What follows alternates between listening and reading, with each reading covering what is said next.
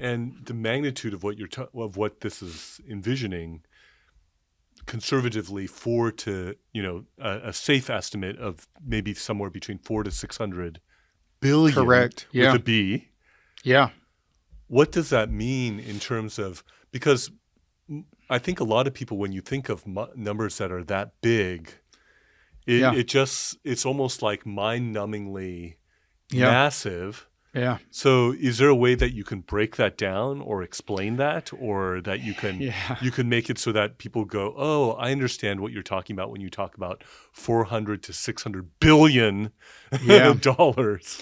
I've seen some things that are really helpful in that, and so you can Google some things online sometimes that will try to help show some of that. I saw a guy once put the federal budget on a table with pennies, and they were all these pennies stacked up on the table. And this was at a time where they were debating over some budget cuts that I think were about maybe $100 million in budget cuts, And so which is no small sum. No, it's no small sum. I mean, $100 million. Yeah, that would be life changing, right? For sure. I don't, it doesn't even take the full $100 million to make it life changing. But yeah, so he's got and I mean, the pennies are, like this deep across the table. And he picked up one penny, and I don't know, this probably breaks some law, but he took a wire cutter and he cut the penny in half. And he said, this whole table is the federal budget. And this is what we're fighting over. So $100 million is that small. So you can Google things like that, but to put it in perspective, just to show how big that is, our federal budget, our federal debt right now, I think, is in the range of maybe 23 trillion. Maybe it's 30 trillion, but it's in that range.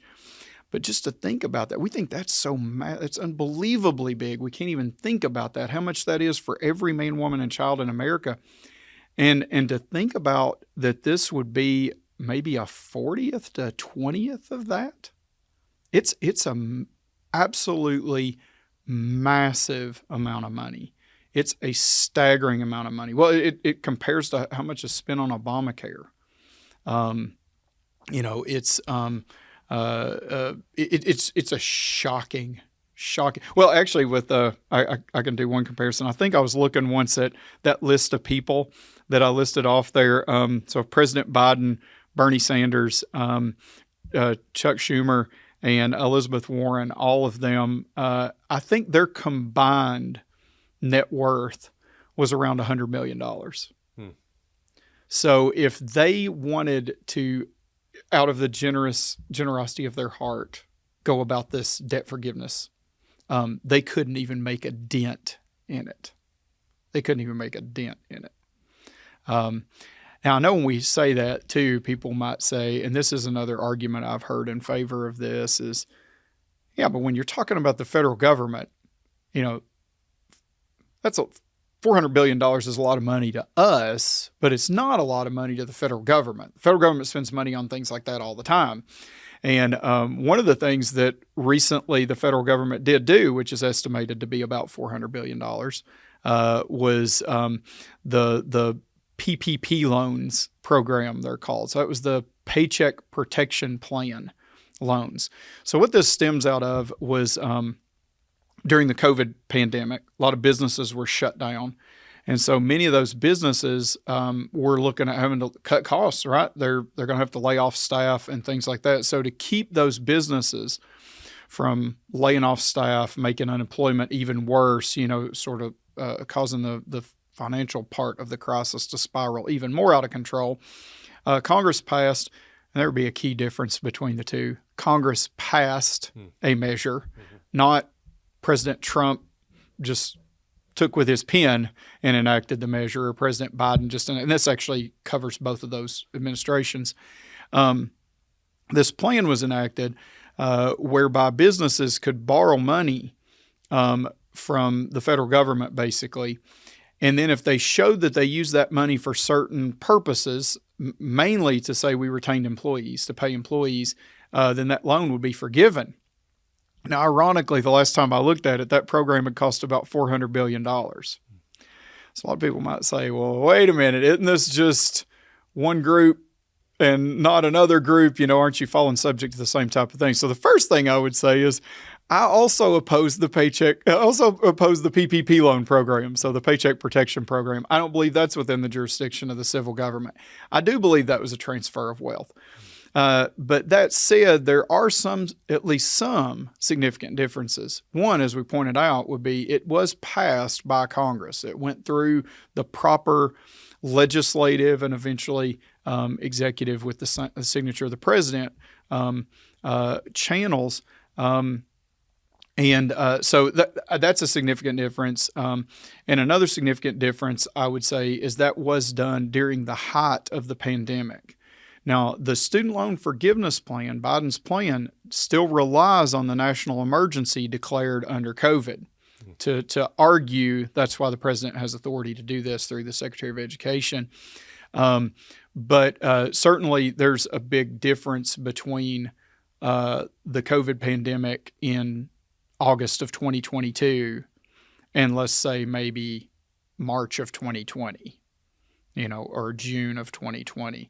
In fact, the Biden administration has argued before the Supreme Court in another case that the national emergency is actually over.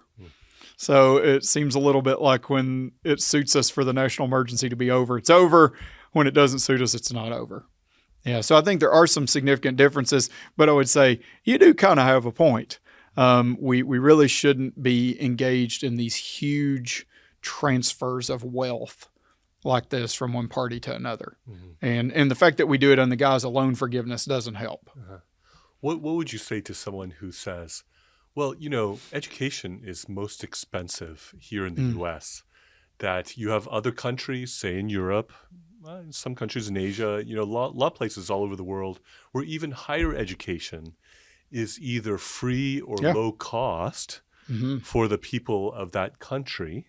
Yep. And that this is a wise investment because on average, paying for education and getting education on average has the highest return on investment than any other investment on average. Mm-hmm.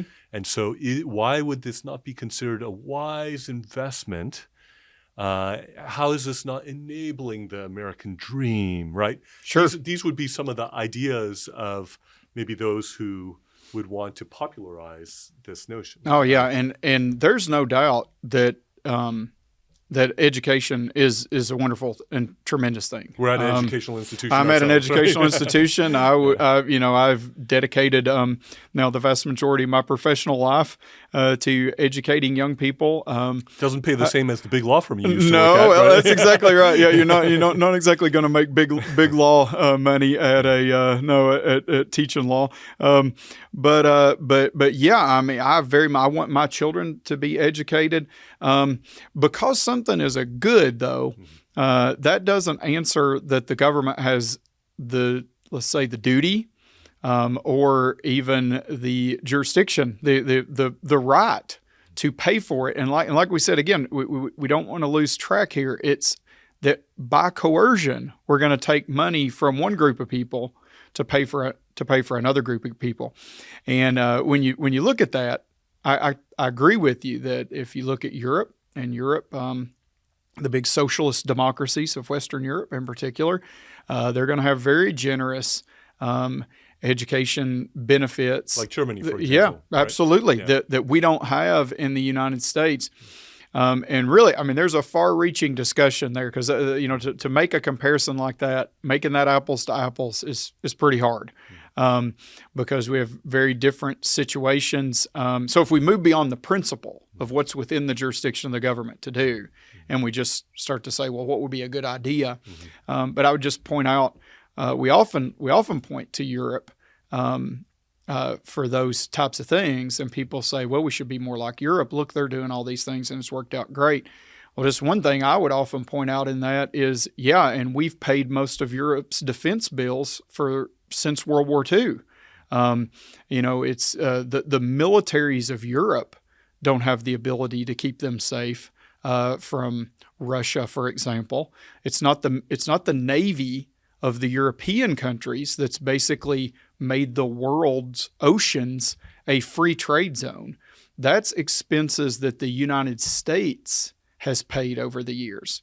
And so it can deceptively make it look like these big social democracies can work great when somebody else is paying part of the tab for what countries normally have to pay for. And that's, of course, just one example. I mean, we can make a number of other comparisons.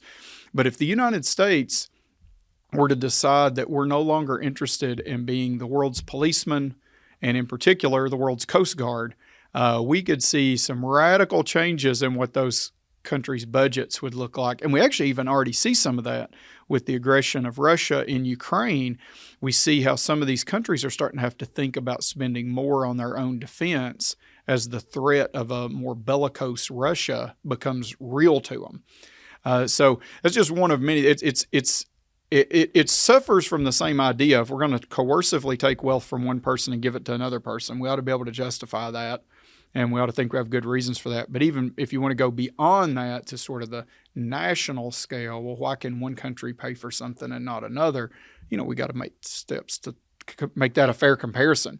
And I would argue that since World War II, there has been no fair comparison because the United States has borne the brunt of defense spending really for the non-communist world. What would you say to the argument of somebody saying, this is for the common good, that, Christian theologians and philosophers have long touted the value of pursuing the common good. Yeah. Right? I remember one law professor describing legal education as such a precious, indivisible good that we're giving to our students by giving them a legal education. And we want to believe that for sure, don't we? and what have you, right? Yeah, absolutely. Yeah. Would you say it's unwise, notwithstanding? I really appreciate you bringing up that point of the common good because I think we're starting to have, and I view it as progress. So, but I think we need more progress. So let me, first, I would say, I think for maybe a number of years in the United States, we had really become mired in what I would call the secular sacred distinction. And so the idea had become, and there's a lot of people who are still heavily advocating for this, And that's that if you have religious beliefs, that's fantastic. They're your private, deeply held beliefs. That's great. That's wonderful. Worship ever how you see fit. But when you come into the public square, you need to check those at the door. So don't bring those sacred things over into the secular realm. So it's sort of this idea that God doesn't really have anything to say about law or medicine or accounting, or engineering, right, or plumbing. God doesn't have anything to do with that. Flying an airplane, the Bible's irrelevant to all those things. The Bible's only relevant, right, to the heart matters, to the spiritual things, to how you worship in church. And I think a lot of Americans, even Christians, had sort of been we were running on the fumes of Western civilization, which was dominated by a Christian worldview. And so in operating in that Christian worldview, we could sort of feel that way and think, well, yeah, you don't need God over there because all these things just seem to work out great without God. And now we start to see some of that falling apart because the Bible does not present that at all. Jesus is King of Kings and Lord of Lords. He exercises his dominion and lordship and demands it over every square inch of the universe, right? To paraphrase Abraham Kuyper on that.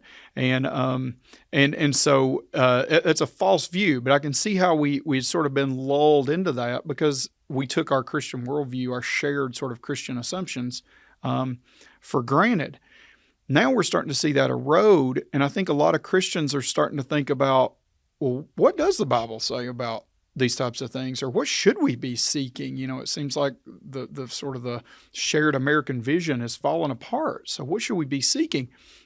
And one that I've heard a lot is the common good. We just ought to seek the common good. Well, generally speaking, I'm all for seeking the common good. The rub is going to come the way it comes with a lot of things is, but how do we define that? We always have to define our terms. So what do we mean by the common good? So maybe at points in the United States, we could all agree that the freedom of speech was a common good. That's good for everybody. We want everybody to have freedom of speech. And freedom of speech means that people have to be able to articulate views that I don't like, that I don't want to hear, that I don't agree with. Maybe we thought freedom of religion, that's a common good. Everybody benefits from that. This is wonderful. We want people to have freedom of religion. Now we're starting to reach a point where people say, well, freedom of religion is just a cover for bigotry, right? And it's not a common good. And so people disagree about what the common good is. So ultimately, at some point, you got to define what's the common good and how are you going to go about doing that? Are you going to define the common good from a biblical perspective? Are you going to look and say, what does God say is good? What does God say the civil magistrate ought to seek? How does God say the civil magistrate ought to seek it? Or are we going to rely on some other standard to define the common good? How does that apply to this issue? Yeah, well, I think so. So the question is it's not, is education a common good or a good thing? That's not really the issue we're dealing with. The issue we're dealing with here is it the common good to, by the coercion of taxation, take money from some people and give it to another set of people, even if it means going outside of our constitutional order to bring that about? And that's a different question. Wouldn't somebody be able to say in response, isn't that what taxation is in general? I mean, taxation is coercion. The very nature of taxation itself is that, isn't it? Oh, it is. So I think then we should want to say we should be very careful to want to make sure that when we coercively take money from people, that we are taking it for the right reasons to do the right kinds of things. So I think that would ultimately be to do things that are within the biblical jurisdiction of the civil magistrate. But we could go a step down from that and consider in the United States, we have a constitutional order where we covenanted together as a people to say, this is the way we're going to govern our body politic.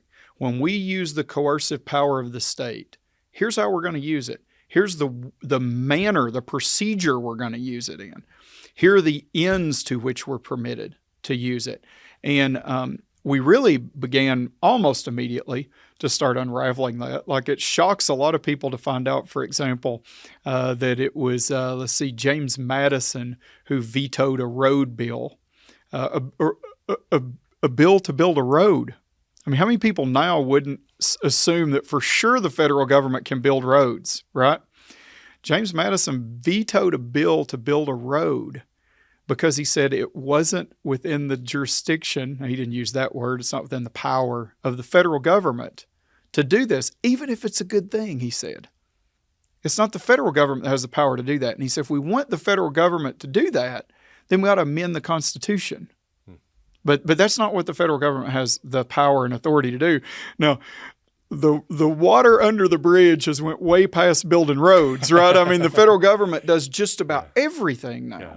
Eisenhower highway system. Yeah, absolutely. I mean, you think that. National highway system. When we think about all the things the federal government pays for now. So we've lost that, but we're reaching a crisis point. Something that can't go on forever can't go on forever. We can't go on forever spending so much more than we take in tax revenue. Is there a point at which this kind of spending will break the back of this country's economy and finances? Yeah, I just said that something that can't go on forever can't go on forever. And I genuinely believe that's true. But I'm always, nothing reminds me, a lot of things remind me I'm not God. When I get hungry, when I have to sleep, those things remind me I'm not God. But when I try to predict the future, it really quickly reminds me I'm not God, because the future has a way of surprising us, doesn't it? But I would say that it obviously at a point is not sustainable. On and on and on. At what point it becomes unsustainable, I don't know. And economists have debated that. People have made projections that haven't come true. Some projections have come true. We certainly suffer a lot of inflation. We're in a very inflationary period right now. And government spending undoubtedly is contributing to that. We see the erosion of really important things as we come to rely more and more on the government. We see erosion of important social institutions. People have talked about how that erodes the character of the American people as well. So at some point, well, the Bible says, Galatians says, do not be deceived. God is not mocked. For whatever a man sows, that also shall he reap. So there's this principle of sowing and reaping. It's true for humans, individual humans. It's true for families. It's true for churches, and it's true for nations and nation states. Eventually, we will sow what we reap, and right now, reap what we sow. Yeah, reap what we sow. Yeah. Yes, we will. Yeah, exactly right. Yeah, let's flip that. Right. We may also sow what we reap. We may have to sow some of the things we reap, but yeah. And I think we, at a point, we are going to see that, and to say, well, we haven't seen that yet. Yeah.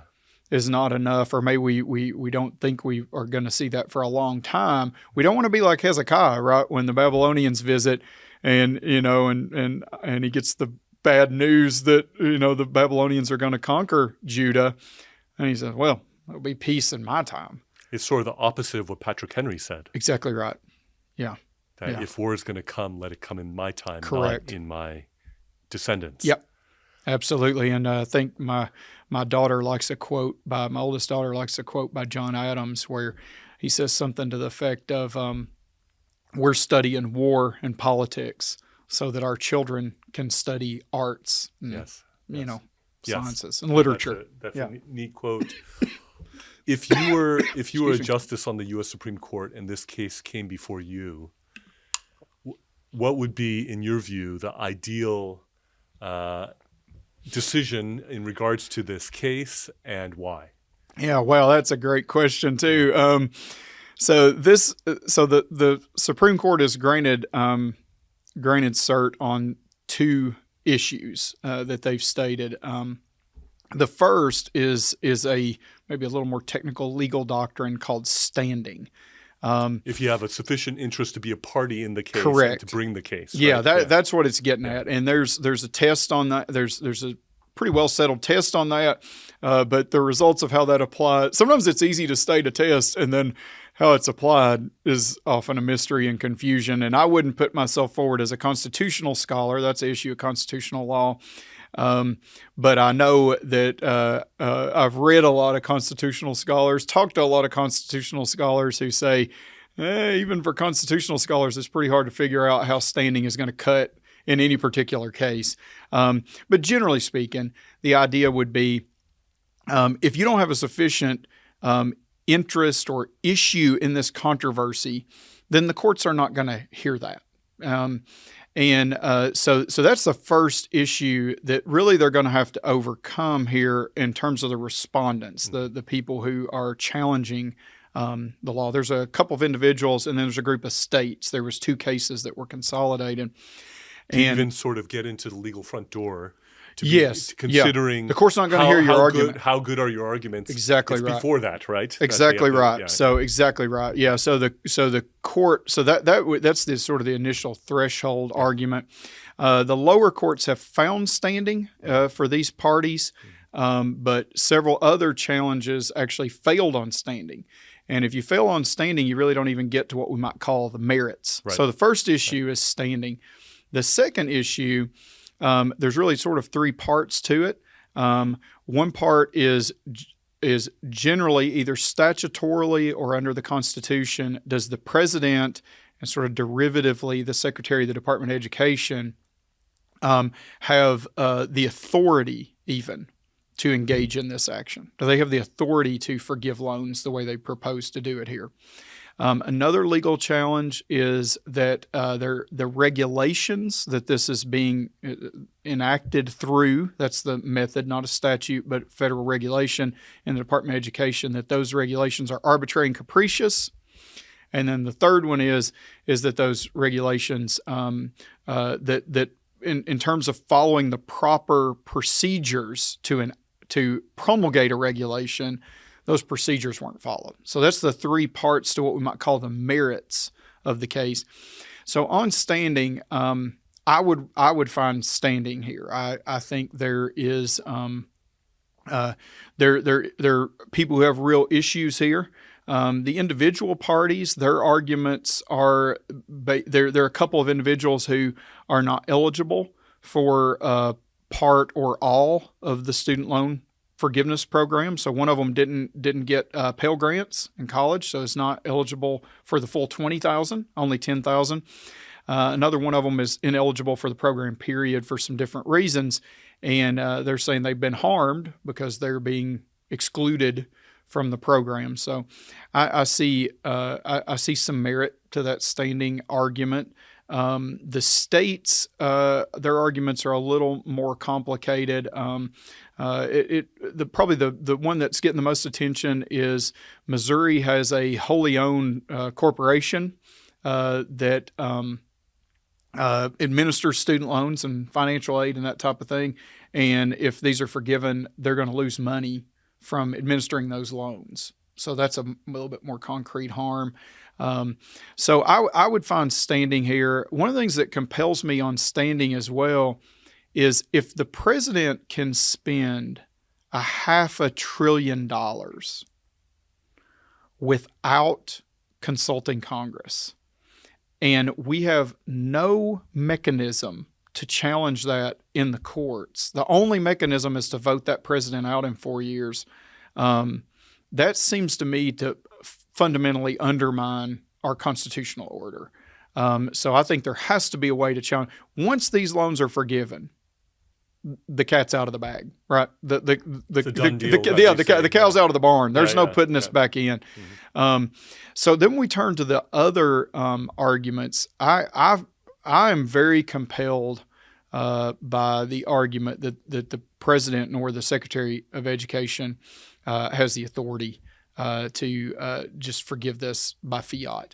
And it really, a lot of the materials I'm seeing out there, a lot of even the news types articles, seems like a lot of people, even people who are very much in favor of the Biden loan forgiveness plan, seem to sort of feel like if standing is found, the Biden administration is going to lose on the merits. So even authors on liberal news sites I've seen seem to have that conclusion, that on the merits, this is likely to fail. And I think I mentioned early on, President Biden and Nancy Pelosi had both said that the president does not have authority to forgive student loans with the strike of a pen. So even they said that. So I think the argument for the authority to do this is pretty weak. Standing is probably the stronger argument to try to even keep the merits from before the court. But if I were ruling, I would rule that I wouldn't go down to the procedural issues. I would rule more on the authority of the president and the administrative agencies, period, that they don't have authority in our constitutional system to do that.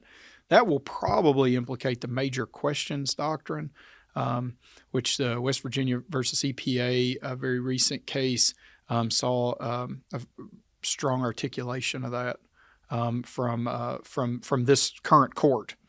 And I would expect that's going to play heavily into the arguments before the court this time around. Mm-hmm. Mm-hmm. So would you say that striking this down would increase liberty and justice for all? It would, because the rule of law ensures liberty and justice for all of us. Yes. And we erode that, even to do things that maybe we think are a good idea. Yeah. We're on the path to tyranny. Well, thank you so much for all that you've shared. You. And this was fun. Hopefully we can do it again sometime in the future. It's been my pleasure. All right. Thank you.